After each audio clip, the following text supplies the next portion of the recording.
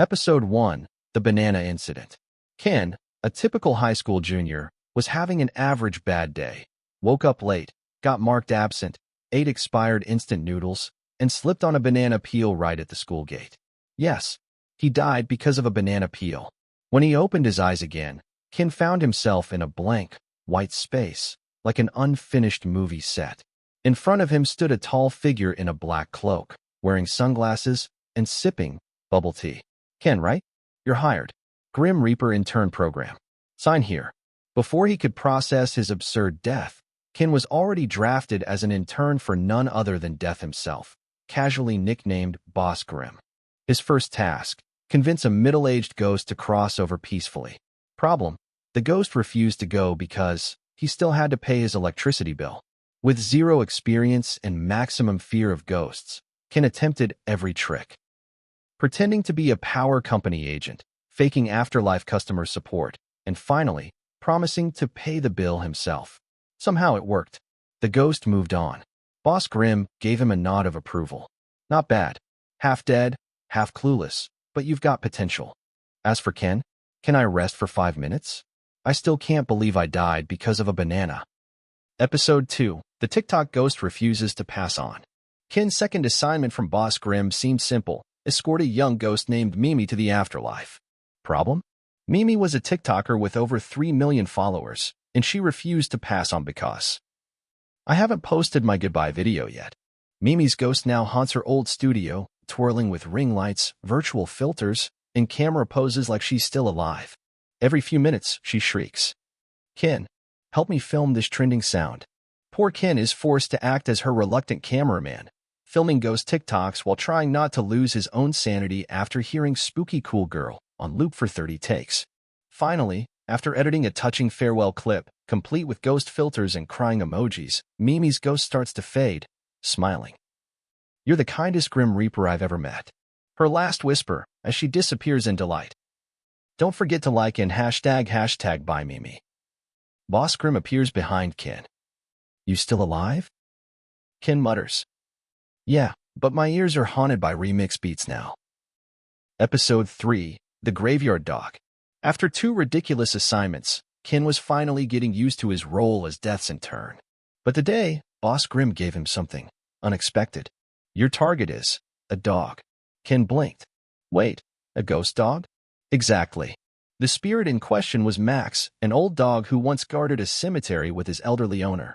After the owner passed away, Max stayed by his grave until the day he, too, died of grief.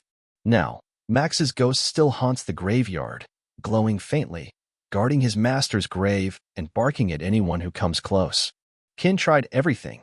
Spectral dog treats, playing recordings of his master's voice, even a YouTube video titled, "Elderly Man Calling Dog ASMR." Nothing worked. Max just growled. Eventually, Ken sat down and spoke from the heart, telling Max about the afterlife, where his owner was waiting. He reminded Max of the promise his owner always made. "We'll go together." Max looked at Ken quietly, then slowly licked his hand.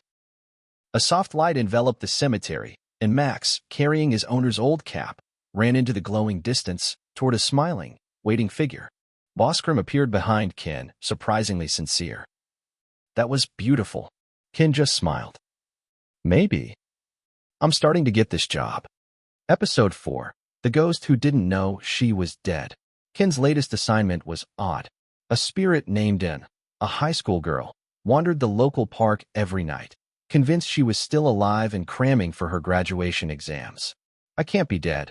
I still have TOEIC vocabulary to memorize." She called Ken crazy when he tried to explain she was a ghost. Even when shown the Book of Souls or a mirror that didn't reflect her image, she scoffed. "If I'm dead, why do I still feel stressed about studying?" Ken observed her for days. Every night, she sat on the same stone bench, beside a framed photo, candles, and a wreath. That was when he gently sat next to her and told her the truth. She died in a bicycle accident on her way to tutoring. Her parents visit the bench daily. No one blames her, and stared at the ground, eyes wide.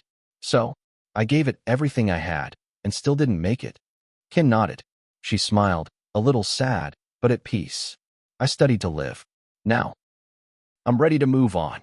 As she faded into a soft light, The English word list she'd clutched fluttered to the ground. Boss Grim appeared. Honestly, if I failed TOEIC that many times, I might haunt people too. Ken chuckled. My first exorcism powered by English vocabulary. Episode 5, The Final Bus at Midnight.